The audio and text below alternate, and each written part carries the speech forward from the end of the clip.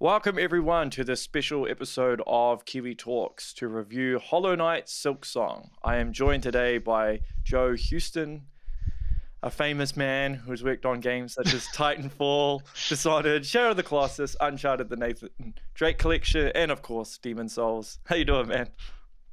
I'm doing good. Good to be back. Yeah, good to have you back. So I thought just best to get into it, man. How did you find this game overall? Easy, difficult, both? Big fan of Hollow Knight. I kind of found it organically when it came out. I wasn't part of the crowdfunding or anything like that. So I was one of those who was really stoked and anticipating this game for a long time. I would say for the most part it exceeded my expectations. Um, I also have all kinds of feelings about it at the same time, which I would say that's like a gamer thing. My kiddo is playing the new Pokemon game and they are complaining about it constantly. And they've been out for they've had it for like a week and they've logged like 50 hours on it. And I'm like, you sound like you hate the game, but you can't stop playing it. I think that there were moments of that for me on Silksong where obviously I'm super deep in this game, but there were moments where I was just like, oh my God. Yeah, exactly how I feel, pretty much. Um, what were the things that annoyed you first? Because I like to end on a positive note, so let's start with the bad stuff first. Um, so as a game developer especially, I drive my wife crazy with these things because she's like, "What bothers you?" And then I was like, "Well, let me take you back to, let me refer to all these other games and these ideas and whatever." But that is the way that I think about it. I would say that broadly speaking, and I'm sure a lot of people are talking about it, the difficulty is a big part of this game. Yeah. It's like what you like about it, it's what you don't like about it. Um, the part where I get frustrated, and not the frustrated like I died 100 times to the beast fly or whatever, the like where I feel like the game confuses me or maybe lets me down a little bit is is like what is the role of difficulty in a game, right? Um, it can do a lot of things. It can be there to teach the player. It's going to teach you how to play the game so that it can throw new stuff at you later. So you can enjoy the game more after you get past this hurdle or this like teaching moment. It can be about creating a community, right? Like I beat this thing and now I can talk with other people. We can share this frustration. That can happen in like a multiplayer game. That can happen in a single player game. Like whatever. And then it can also be, and I think that this is where when it works in Silksong, I really appreciate is it creates an experience, right? Like like say there's this encounter where they're throwing waves and waves of enemies at you, and you've done this before, 3 or 4 waves. They can be really hard, but you get through it, and now you've learned how all the enemies work, and that's awesome. But there's one where it was like 11 waves of enemies, and like after 5, you're like, oh my God, there's another, and then 6, and you're like, are you kidding me? And then they drop a boss in the middle, and you're like, holy crap. And then, but that each one of those beats is the thing like you're gonna talk about. You're gonna have this experience that you share. You had a big emotional high, whether it made you feel pissed in the moment or whatever.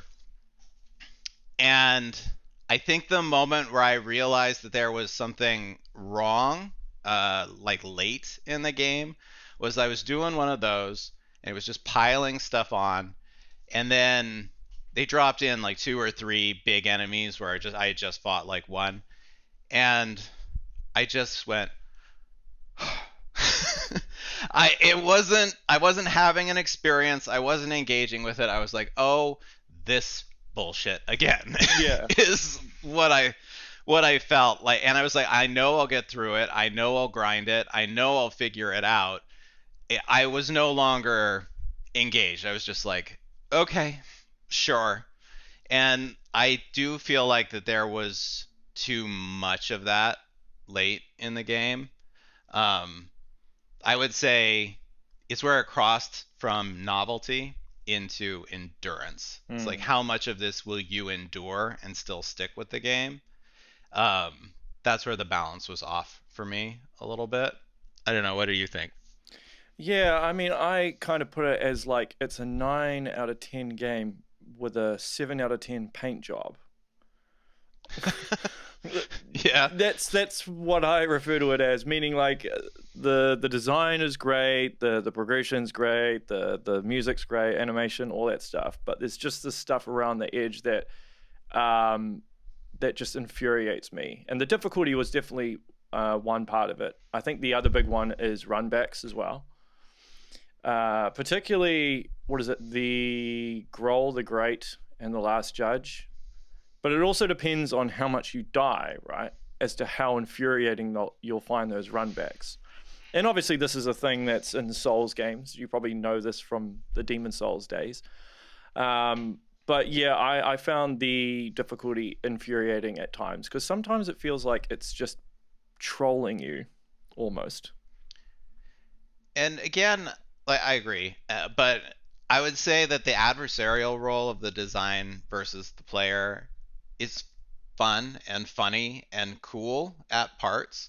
Like when you make your way through Hunter's March and you sit on the bench and it, it hits you with a Yeah, trap, like it's very explicit. It's just like gotcha, and you'll remember that. You'll talk about that. That's an experience that you had as a player.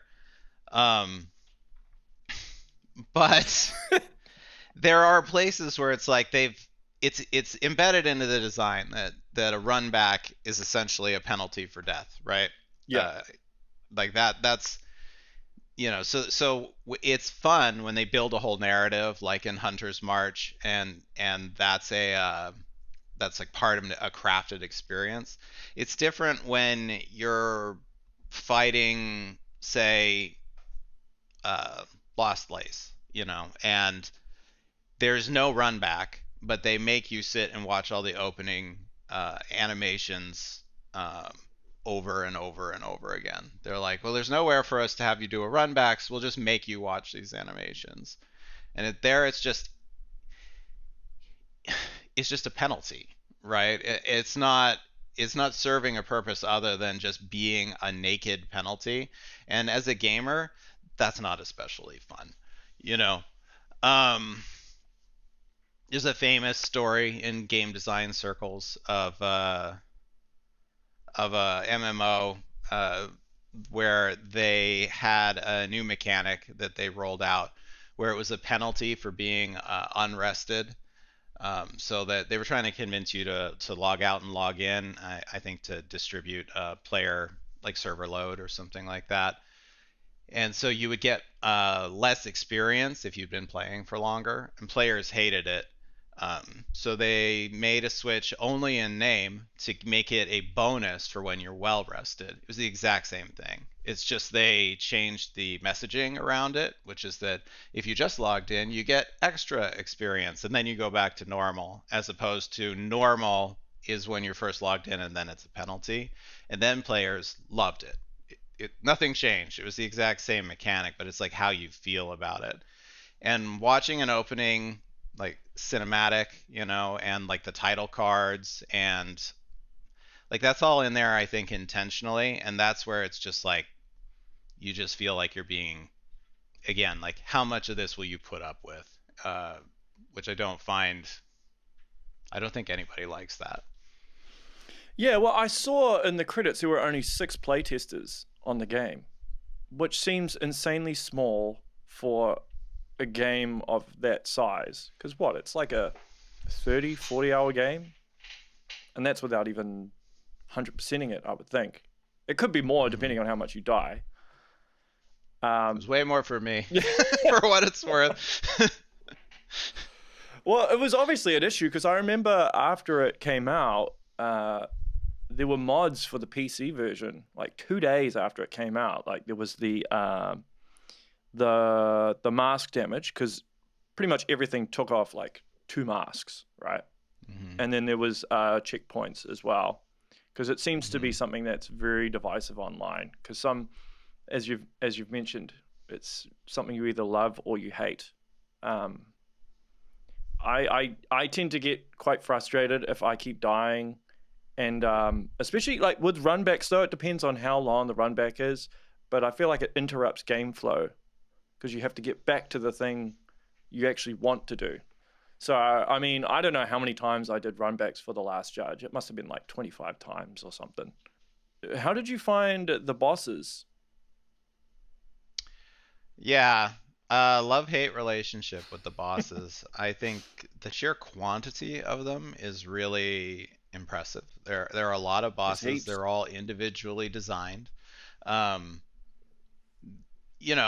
I think that intermixing them with enemies, I think that that can be controversial because I think some people think it's lazy, but I actually found those boss fights to be the most interesting because writ large, I think for a game like this, pattern recognition and then learning patterns is just like a big part of the boss process, and that gets old really fast. So putting in enemies so that there's just way more variety and like randomness, I actually did appreciate. Um, However, and again, this I think that if you're gonna do 10 times on a boss, that's one experience you're gonna have. If you're gonna do 20 times on a boss, if you're gonna do more than 20 times on a boss, that experience becomes uh, just just draining. Yeah, I Um, agree. I would say that I was at a disadvantage too because I'm a old guy. I'm a parent. Uh, so You're I'm not that on old. dad time.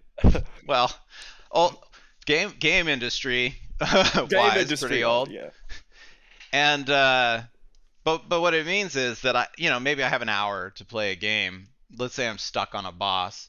So then I go and I get the crap kicked out of me on the boss like immediately because I'm not warmed up, and then I do the run back, and so then maybe 5 attempts in, I'm like, okay, I'm at the point now where I can see that I can beat this boss, and then I get like 2 more tries, and then my lunch break is over, and so then I just do that over and over again. So I'm getting like 2 or 3 good reps on a boss like every time I play, even though I'm spending an hour or more each time.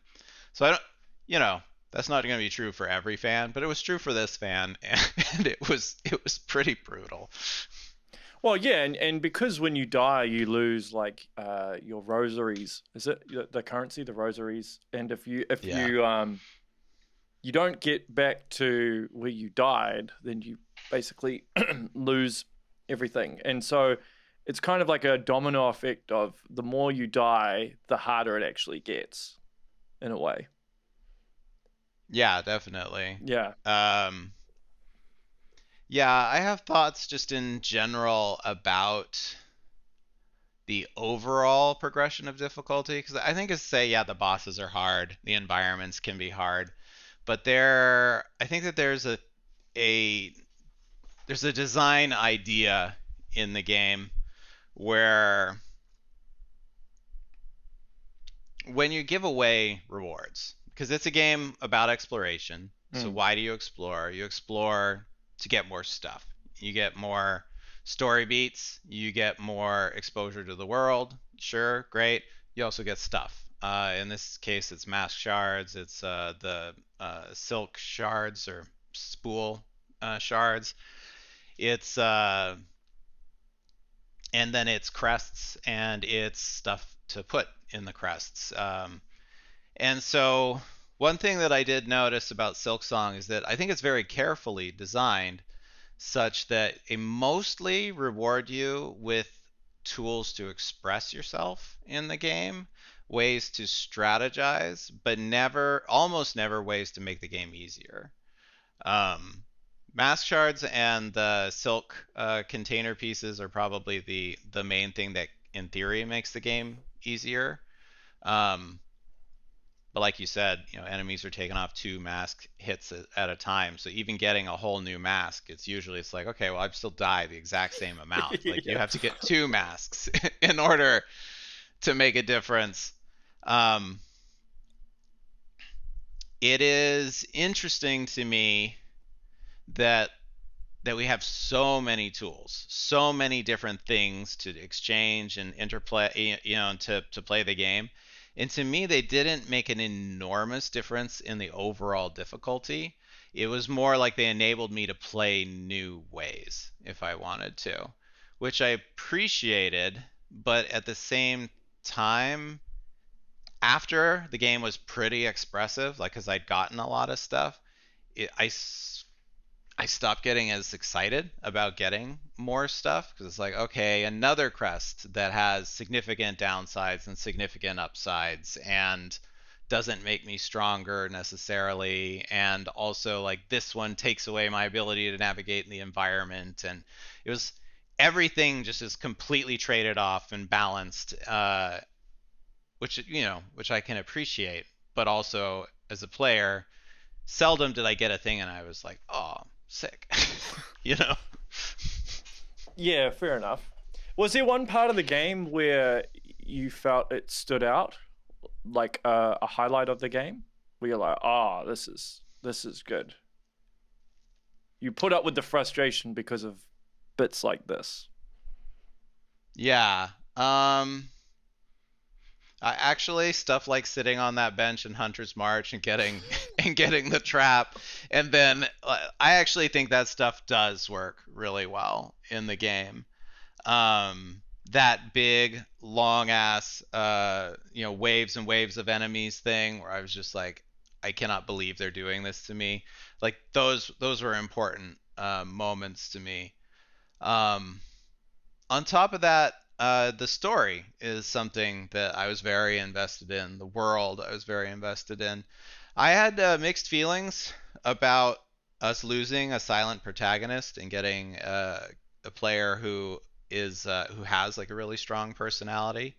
Um, but uh, I actually loved her. I loved playing as Hornet. The expressiveness in the move sets from like the different crests and stuff like that. The fact that the down pogo is now like off to the side by default. I actually loved that like right away. It was a quirk, and I know that hung some people up quite a bit. So I do think that your like personal experience with this game is going to be different, Yeah, But the world that they built and the characters in it are one of my favorite things about the game. And Hornet is a great character because she has such a strong personality, I think. Because there's the way I feel about it and there's the way Hornet feels about it. And actually, I think it works that they're so different because it's like, I feel bad about this situation and Hornet's like basically uh, you're on your own, which isn't something that I would say, but uh, and there was a sense of humor in the game that I really appreciated. Like someone is flirting with Hornet and she just like smacks him across the face, and they don't do that too often too. They choose the tone of the game really carefully. That worked for me really well. yeah, and there's a lot of world building within the story as well, right? And environmental storytelling, like is it Underworks where they had the renting benches Mm-hmm. Yeah. to kind of signify the different class, I guess. Mm-hmm.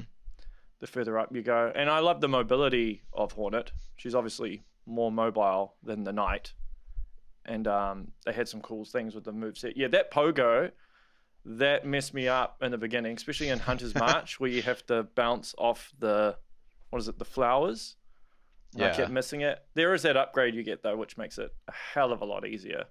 But yeah, I Mm. remember that. I was getting so frustrated with that, and I'm like, man, are my reflexes terrible? Am I needing better glasses? Like, oh yeah, it was pretty frustrating.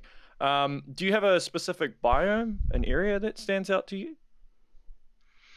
Um, Hollow Knight was good at this, and I think Silksong is too, is that you kind of think that the world is all going to be pretty level, even, equal amount of griminess, and it's actually got a lot of variety to it. Mm. So I do like the interplay. Uh, Probably emotional beats. Bone Bottom and everything those poor bugs went through was uh, was a big highlight. For actually like being in the world and experiencing it. The Citadel, like the choral chambers. Yeah, the I music thought that there's was amazing, I thought. yeah, yeah, for sure. And I say the Marrow and Deep Docks, like there's a few hidden areas. I don't know how deep we go into spoiler territory. I guess we're already Yeah, we can go into there. it.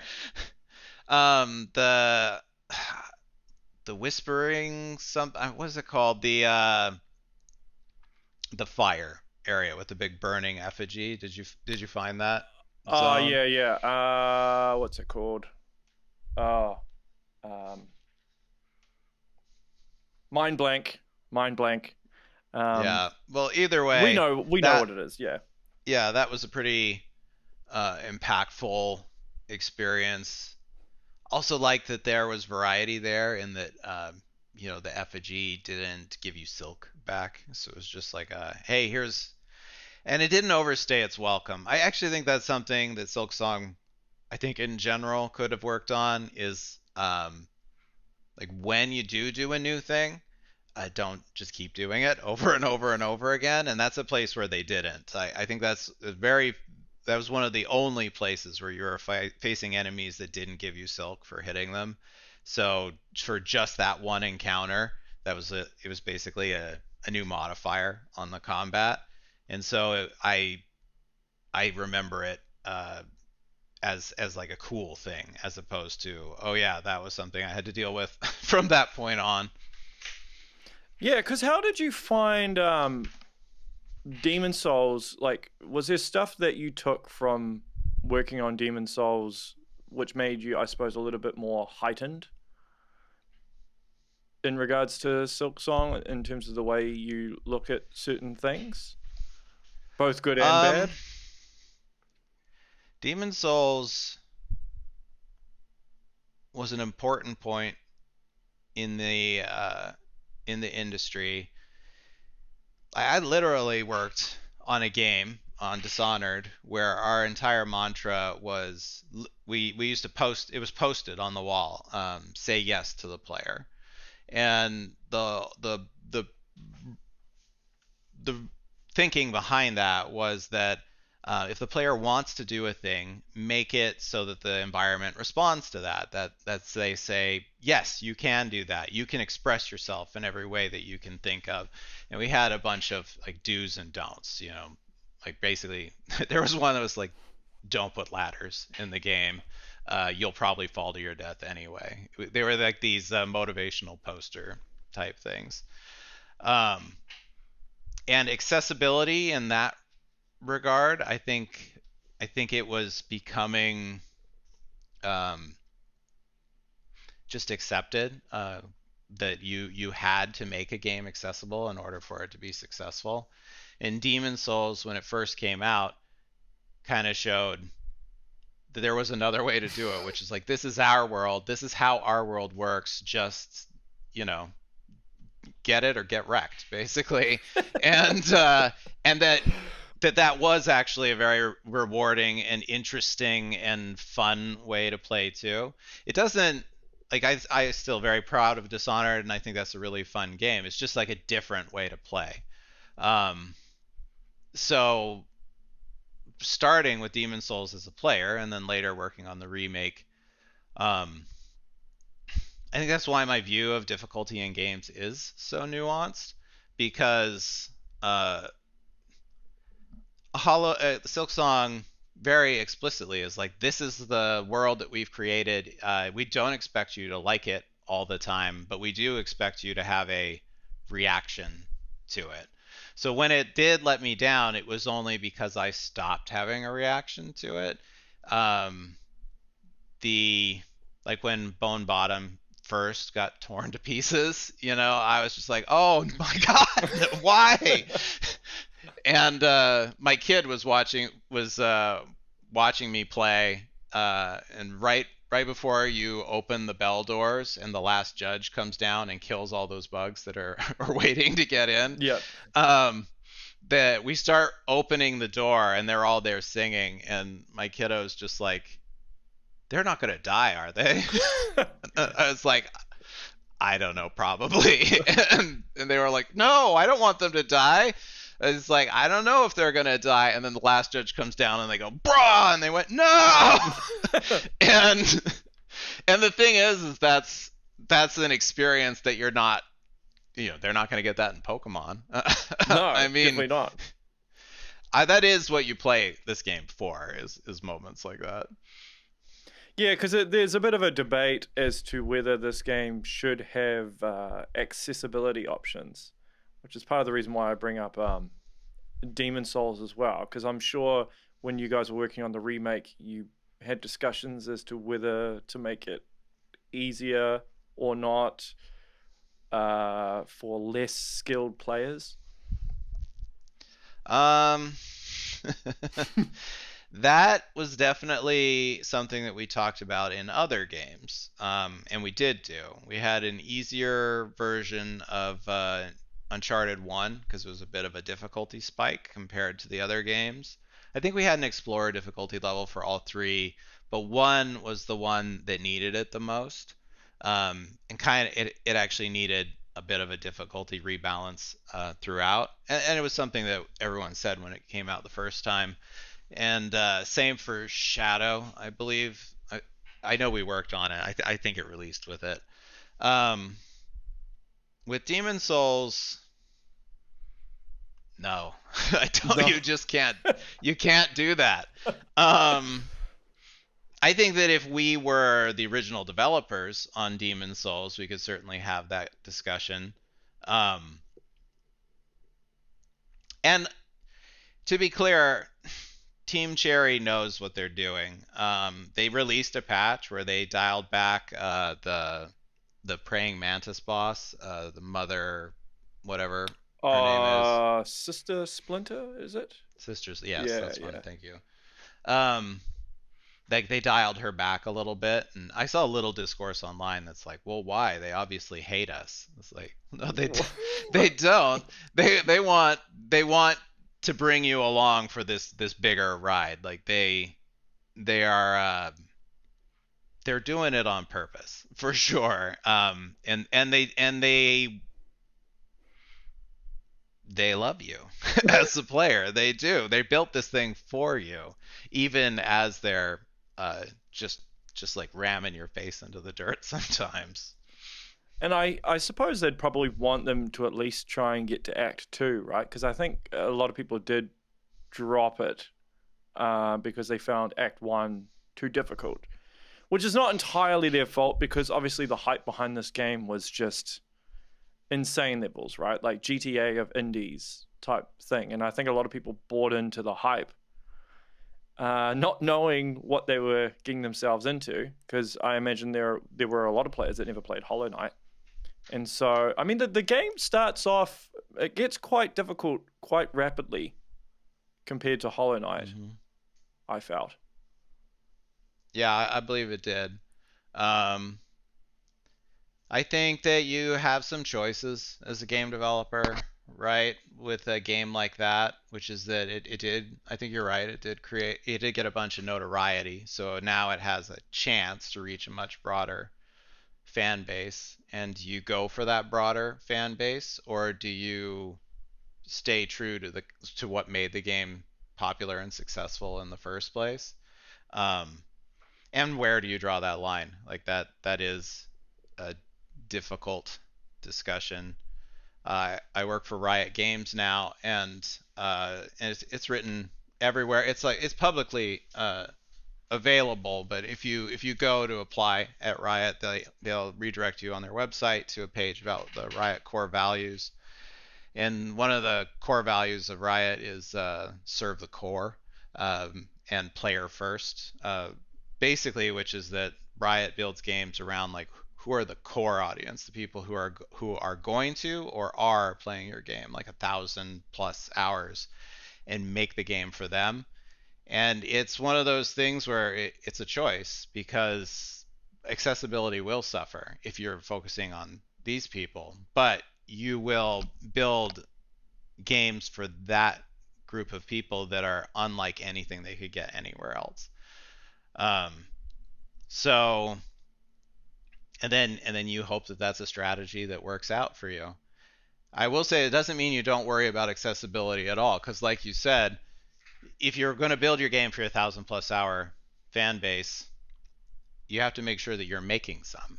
Like, they need to get to 1,000 hours. Yeah, well, If that's they right. bounce off your game and are like, I hate this game, and then the strategy doesn't work. But how much do you have to court them? Uh, it's tricky. I would say that I didn't have any trouble getting to Act Two. I started really feeling the slog Act Two to Act Three. Actually, I would say was when I was starting to be like kind of uh, feeling like it, feeling like it was a little too much. So There's a bit of a discussion in terms of like games, and I've spoken to a lot of devs about this, with some games being too long. Like sometimes you can mhm, feel like some devs pad out the game because, for a number of reasons, right? They just want to keep adding stuff to the game, or it might be that in order to justify this price, it needs to be this many hours. Um, I don't think Team Cherry falls into that category. I think they just wanted to keep adding stuff, and they're probably getting to the point where like, yeah, we should probably release this now. It's been like 8 years, yeah. because the game is really very good in terms of value for what you pay for the amount of hours. Um, so, but I was starting to feel towards the end, I'm like, this game is a bit too long. I Mhm. I feel. So when did you start feeling it was too long? I'm curious. Um, I suppose, nearing the end of Act Two, like Act Three, like, yeah, I don't know. I feel like maybe it could have been condensed into Act Two. Um, Granted, I mean, you don't actually have to do Act Three, right? You can actually complete the Right. game in Act Two. Because how many endings? There's four endings, I think. There's four different endings. Mhm. Okay. Yeah, but I mean, at the same by the same token, you don't want a game that's too short as well. I think a lot of times game length is like how much can you produce. If it's too short, sure, but if it's too long, what do you get rid of? A lot of times it's not like, oh, they could have stopped here. It's like, what should they have cut? Because that happens a lot in game development. There's a lot of stuff that you just don't release. You're like, this would distract. This isn't enough. This isn't going where we want it to go, and so you cut it. So I think an interesting thought exercise is like, what would we have cut from Hollow Knight? Yeah, well, I suppose that's a good point. I'd have to really think deeply about it. Um, do you think that the amount of bosses was right? Do you think you No, needed that amount of bosses? I think the game's too long.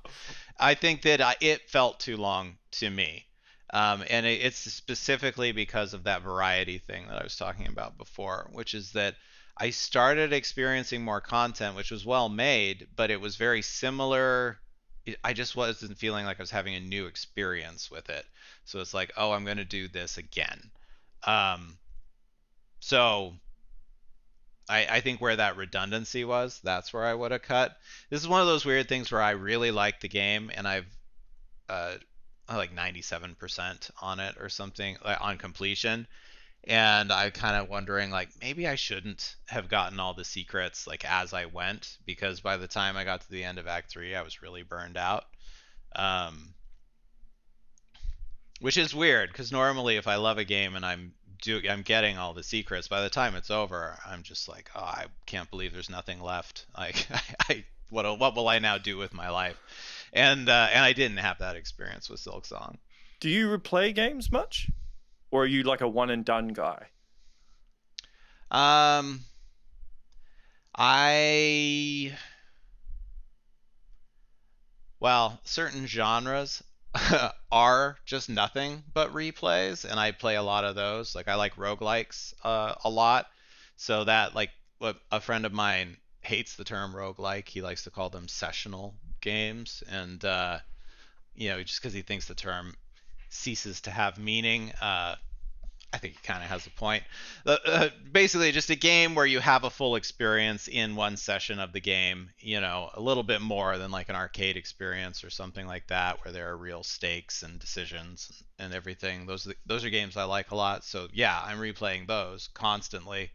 For narrative games, seldom. I seldom replay them again. There are some. That's not true. I do replay my favorites like every 5 to 10 years. Like I played Symphony of the Night like 5 times. Well, I mean, its design is it's basically designed that way, right? To be replayed. A lot of Metroidvania games are, yeah, and you can like speed run and all that sort of stuff. So Yeah. yeah, I mean, if you're talking about like 100-hour game replaying it, I probably wouldn't do that. I think I'd be a one and done, and I don't know if I would play Silksong again. Maybe with mods. I think I would probably I might try speed running Act 1 or something like that. I could see that being a thing. The problem is that there's so many awesome games now. Mm.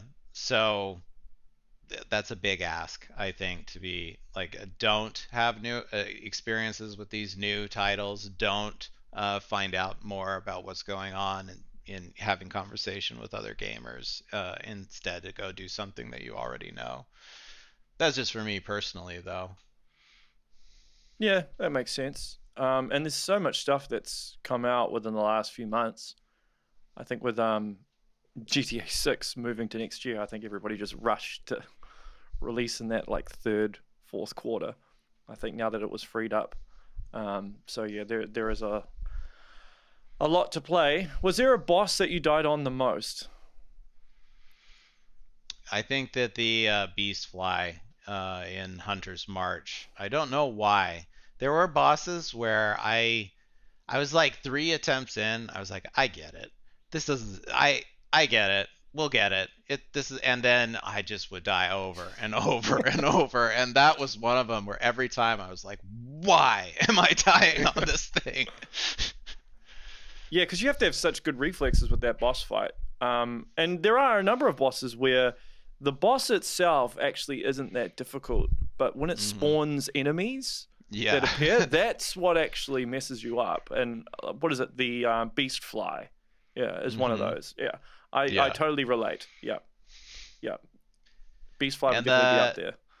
I think that 10 or 11 wave fight in the coral chambers where they had the big baddie in the middle, and then you fight two of them again at the end. Yeah. That one spiked my blood pressure so hard.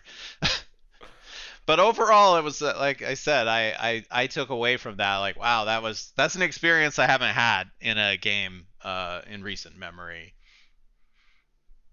Yeah, and a lot of the boss fights are very unique as well. There's not a lot of times I felt they were too samey. Hmm. They managed to find unique ways to do stuff with mechanics and so forth. Like the cogwork dances, I thought was an interesting one with it's like this and then it goes like this and then like that, and Yeah. just interesting ideas. So that stuff was cool. Do you think it'll be nominated for Game of the Year, and do you think it'll win Game of the Year? Uh, yeah, I think it'll be nominated for sure. Will it win? I don't know. It's a good question. What'll it be up against? Blueprints, I'm sure, will get nominated. Expedition 33. The Expedition 33. I think that'll win Game of the Year. I think, personally. I think you need broad appeal to win Game of the Year, and Do I you? think I don't know. Astrobot wasn't. I mean, it sold like 2 million units, That's but the it still wasn't. definition of accessible, right? Who Well, hates Astrobot? but it didn't sell that well. I remember when it won because I thought it was going to win. I thought it was Yeah. going to win, and I even predicted it would win. But I remember the meltdown when it did win because people were expecting Final Fantasy or Black Myth Wukong to win because obviously Black Myth Wukong sold like 20 million units or something, and Astrobot won, and it had only sold 2 million. But then it's more accessible, but it didn't sell as much. So as some of the other games. So I don't know. Like Expedition 33 to me seems like the darling of the industry in the same way Baldur's Gate 3 was in 2023. They're very similar stories in the sense that they are genres that I think publishers have considered dead. And they came back and blew those expectations out of the water, and then they're beloved by fans, and they're gorgeous, and it's just who doesn't love getting behind that story, The especially underdog. if you Yeah. are a fan of the so-called dead genre, which is just like, yeah, screw you. Expedition 33, I haven't played it all the way through, but just its existence makes me really happy as a game developer. And then just playing through the opening, it's like, oh my God, it's just bringing all the feels just immediately, and so earnestly made too. It's easy to get jaded, but I think it was exactly the kind of game that you want to be successful as a game developer. Yeah. Really, and Astrobot also. I would throw that in there. Just if you're a fan of those kinds of games, which I am deeply, like again, that was just such a love letter to that whole genre. And again, just there was so much heart in it, even though it was a big corporate product and had a huge team behind it and everything like that.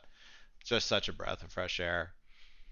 Yeah, I sometimes do wonder if like what wins game of the year is also dependent upon like the message maybe that they're trying to send to the industry as well. Like I sometimes feel that with like and particularly with Astrobot's case that they were sending a message that not every game needs to be like a $200 million budgeted game. Mm-hmm. You know, you can still have a really really great game with a smaller budget and with heart to it. So I'll be interested to see. I don't think Silksong will win. Um, I think the difficulty might have rubbed some people the wrong way, but I mean, it got a lot of good reviews from critics. There were a couple of critics though that slammed it for its perceived difficulty or unbalanced nature, I guess. And it does appear to be quite divisive online from stuff that I've Mm-hmm. read. So it's hard to know. If you think about it, picking game of the year is kind of an insane thing to do when like Grand Theft Auto, Candy Crush, Balatro, Astrobot, like they're all in the same, like they're all like which one's the best? And it's like these things are so different from each other. It's weird that they're all competing, in the same category, and it is going to be so specific about taste because I think what makes Silksong a good game, what made Demon Souls a revolutionary game, was that it was specific. It was like we are going to do something, we're going to do it the way that we think we want to make it, and it turned out there were a whole bunch of people who are like, yeah, I'll play that, and the reason that they like it is the same reason that everyone else hates it, and I kind of think that that's where the best games are made, honestly, which is like, hey, this is what we're going to do, and we're going to go super deep on it, and that gives you an opportunity to make something special. If you're going to try to make something that every human being on the planet is going to think is great, well, if we knew what that It's not was, possible. there'd be no war anymore, right? We'd have people all figured out.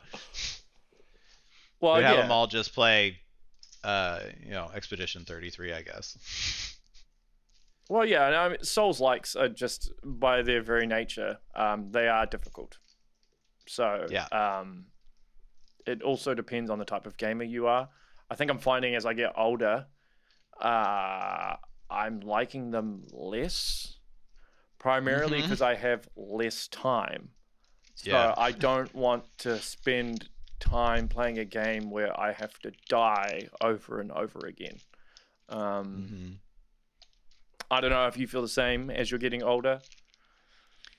I am. In some ways, I'm like roguelikes have they fill that niche for me because they can be they can have high stakes, they can have big high highs, or they can have high highs and low lows. They can have a whole journey, and you can do it all in 2 hours or an hour or even 30 minutes and then move on with your life. So I think that that is a great way to still be a part of this conversation. Um, but yeah, long, sprawling, uh, just endurance games. I would say quite some of Silksong is an endurance game, and I did not like that about it. And maybe it's just not for me now. But when you were younger, could you see yourself having a different take on it? I think I Probably, could. yeah. Yeah, yeah. Mm-hmm. Because I find that a lot of the games that I used to play as a kid that were very, very difficult. If I go back and play them now as an adult, I just suck at them. But I didn't when I was younger. And I'm like, is it my reflexes? Have I just got complacent with this stuff? Like, I don't know. And my I've tolerance as well is lessened. Yeah. Yeah. Well, even like story-based games, new Final Fantasy's out, and it's like there's 100+ hours of story content, and in my head I go, oh no, there is no way that I'm gonna play that. Like I just don't have that time. But when I was a kid, I was like, oh my god, yes, I'm gonna be so excited to be a part of this world for that long. Yeah. And one of the problems I have with story games now is if I play it and I get immersed somewhat in the story, and then for whatever reason something happens and I don't get back to it for 2 weeks, I can sometimes forget the story and what's going on. That happened to me numerous times with like the Mass Effect games where I'd be like, wait, what's going on? Who are these characters? I have no idea what I'm doing. It just completely blank. Um, so yeah, it's still something I'm trying to figure out as I get older. What sort of games maybe resonate more with my lifestyle? Mm-hmm. Yeah, like I think Yeah. Silksong is the type of game you can pick up and just play it, and you'll be all good. Um, and then you can put it down if it's frustrating you to some degree, you know.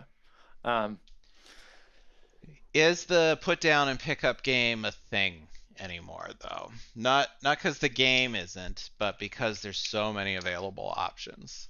Like if you put a game down, what are the chances that you'll come back to it rather than just play something else? well, I can't speak for everyone. Oh, open question. I don't like to not finish a game unless it's like Sure. I feel like I'm not getting anything out of this or it's disrespecting my time. Mm-hmm. Um, then I'll put it down, especially if I paid money for it.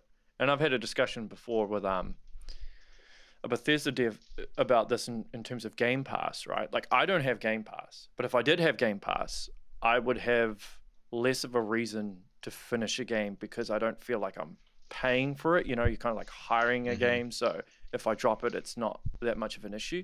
But like when you're paying money for a game, especially if it's full price, right, day one, I feel compelled to finish it because I paid all this money for it.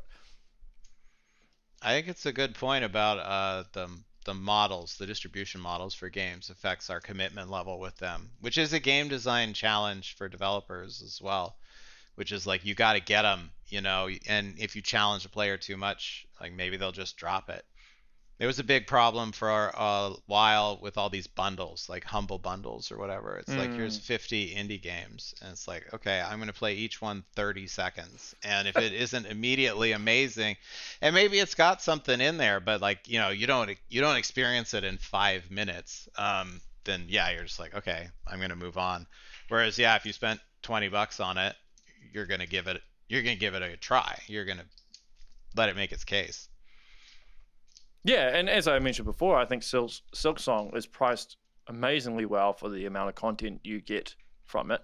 I think Team Cherry obviously made the game that they wanted to make, and they had the luxury to be able to do it because all the devs are basically millionaires, so they could just take their time on it. Obviously, some devs do not have that option, and as a result, they might incorporate accessibility options to try and widen the reach and sales and stuff. So it does become a bit of a discussion point. Yeah, so I mean, my thinking is still on the balancing though. I think because I know some people that know the guys, Mm-hmm. and they basically just locked themselves in a basement for like 8 years and just disconnected themselves from the rest of the world to make this thing. And didn't really pay any attention to social media or what was going on in the industry or anything, and they just made the game they wanted to make. And so I'm thinking some of the playtesters got so good at the game that maybe they didn't realize that there was some difficulties in spots. But obviously, if I ever had the chance to interview the guys, I would ask them straight up. But I'll cross that path when I come to it. But that's just my theory. Well, I'll tell you, having worked on games, that it is absolutely a thing when the development team gets tired of something because they've played it for too long, that they Yeah. just start changing it because they're sick of it. And you never got to see the thing they got tired of, because they played it for 3 years and they were like, let's change it. It's a very real thing that you have to talk about, which is like, hey, are we just sick of this, or is it really bad? But that's what playtesters are for, right? I don't know how many playtesters you had. Like, what was the maximum amount of playtesters you had on one of the games you worked on? Um, Play testing, like external play testing, Yeah, yeah. is Well, not sometimes as, it's internal. yeah, so internal play testing is all the time, but those people are with you. They're playing the game as much as you are, and they get tired of the game as much as you do. So like if you have internal QA or something like that, which are often going to be your experts, they're the ones with the most hours in the game. Their opinion matters a lot, but also they do tire on the game for sure. External play testing has the opposite problem because it's always new people. Not always. Sometimes you can get the same people back, but either way, they're not going to have as much time with it, and it's a much smaller sample size. It is surprisingly hard to know what you have when you're working on it.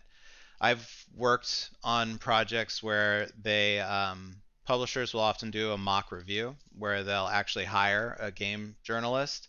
They're not paying for a review. They hire a journalist to write a review for them as though it were for print, and then they burn it. They just read it and they're like, okay, here's what a games journalist would give us uh, on this game right now. And so there's Oh, tons interesting. of yeah, there's tons of stuff that you do to try and understand what you have, and you can still just miss it. I I actually know of a game where I think a lot of the times is that the publisher or the developer is caught flat-footed, like the game has problems that they didn't know about. But I've actually seen it where the publisher had no faith in a game because they were certain that it wasn't good, and then it came out and it was a big hit. Like that can actually happen too. That's not surprising. But then, like the people who are running these publishers, like how much do they spend time playing these games, or is it like delegated to other people and then they make a decision based on that feedback? Because I imagine the CEOs of these publishers, they're not playing these games. Well, probably not, No, especially they're just especially stoked. since there's so many. They've got so many projects going on at once. Um, it varies, you know. There are things I can and can't say, but I will tell you at Riot, I don't know anyone there who doesn't play. That's specifically a Riot thing. Like you are. you're supposed to play the games. If anyone wants to apply, you're gonna have to play. um, but like when I worked for ZeniMax, I doubt very much that Robert Altman played Dishonored or whatever. he had a lot else going on. Yeah, totally.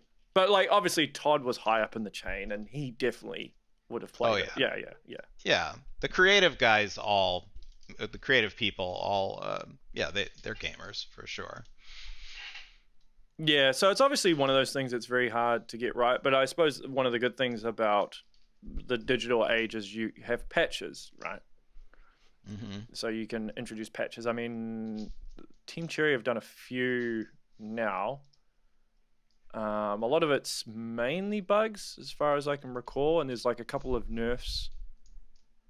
But I don't imagine they'll introduce like an accessibility mode or something, like an easy mode. Oh, I'd be shocked. Yeah, and I think the fandom would have a meltdown. Like, what are they motivated by? They've sold millions of copies of the game. Yeah, totally. They have no reason to do that. And as you mentioned before, that's not the core, right? They'll be thinking about the core people. Unless they've got data that indicates that people aren't getting past Act 1 or something. Like if, I don't know, like 80% of the people weren't getting past Act 1, then maybe you'd look at it. But you'd be able to get data quite quickly, especially from Steam. They'd be providing that data.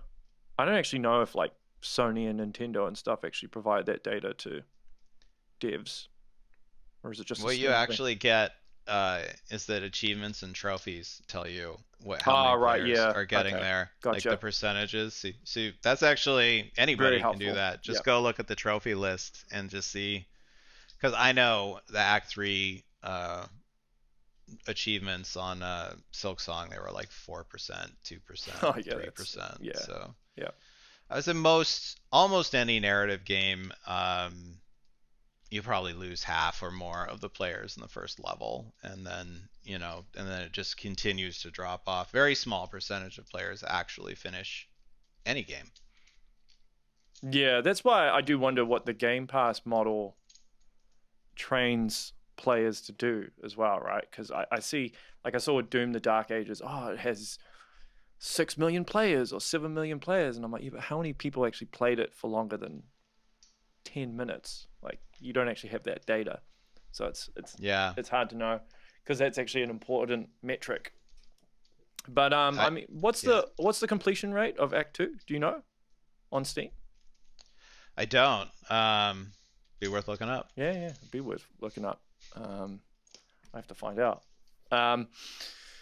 It'd probably be quite high, but probably lower than you think. Is my guess. That's normal, honestly. That's a successful game. People who play a third of your game, that's a success. Maybe not what you envision as a game developer, but that is how it goes. Well, what do game devs care more about? Like the sales of the game, or how many people actually finish the game? Depends on the developer. Depends on what they want to do. Selling games means you get to sell more games in the future. So even if you're not money motivated, like, you want your game to be a success because you want to keep making games, you want to keep providing something to your players, you want fans. But yeah, we make this stuff for people to play. Like, we hope that you play it. Yeah. But I mean, it's one of those things, because you want as many people to play it as possible. But is that more important than sales? Because you need sales to justify work on the next game or to keep the studio running. So my personal feeling is I want to be successful enough to keep the lights on, and I want to find my fans. So if millions of people play my game and 100,000 or 10,000 of them are super hardcore fans, and I found them, that's awesome.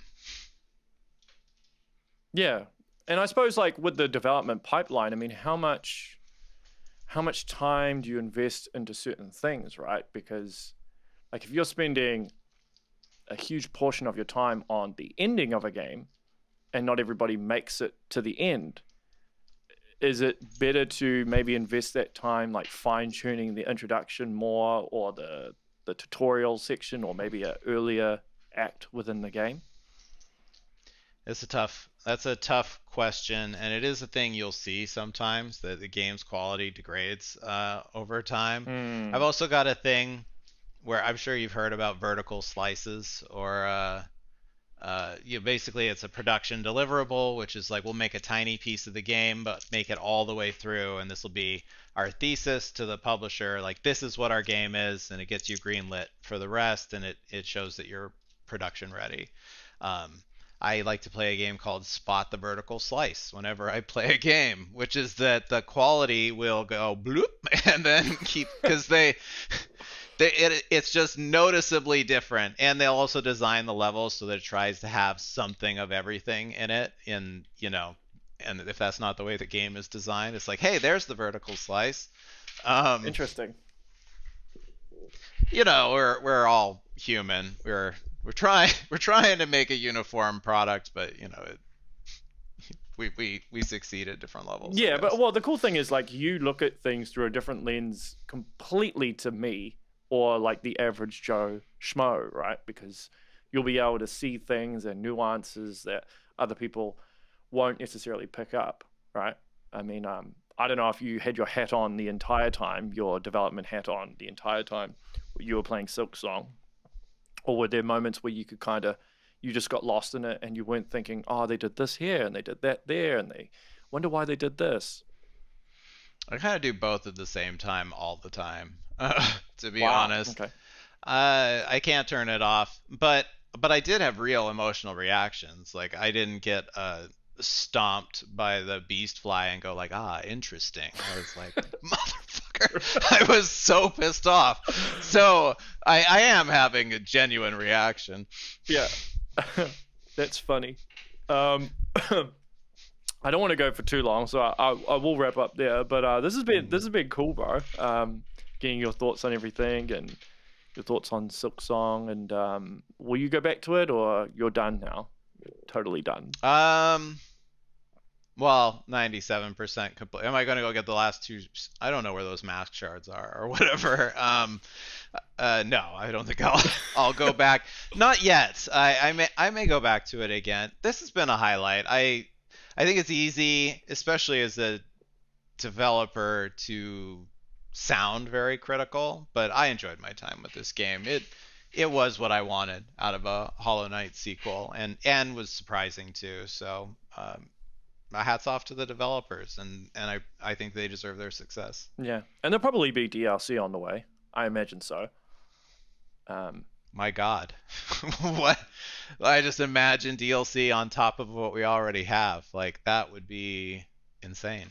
Well, I did read, because they did a small snippet interview with Jason Schreier, and they did say they released the game because they felt they had to, because they'd left it too long. But they still had heaps of ideas that they wanted to implement. So my guess is that'll be saved for the DLC. Whatever that is, I have no idea. And, interesting to see what they come out with. Yeah. I mean, kudos to them. Multi-millionaires with Scrooge McDuck money, and that they haven't lost their passion, so that's good. I wonder how much of it they get to hang on to. There's always. Well, I know they're extremely wealthy. Like I okay. know. Yeah, they are extremely wealthy. They were already wealthy from Hollow Knight. Obviously, like Steam and all the platforms take a 30% cut, but like when you've only got 3 main developers, and you disperse that around, and obviously they had some playtesters and a composer and stuff, but for the most part, yeah, they're doing pretty well, man. Good work if you can get it. Yeah, must be nice. Yeah. But Joe, man, this has been cool. It's been well overdue for us to do this again. So thank you so much. Is there any plugs or anything you want to do before we wrap up? Nah, I'm just around. Yeah, just around. Riot Games. I'll put out a game eventually and then I hope people play it. They will play it, I'm sure. Cool. All right. Well, that is the show, everyone. Make sure you share, like, and subscribe. And until next time, stay safe.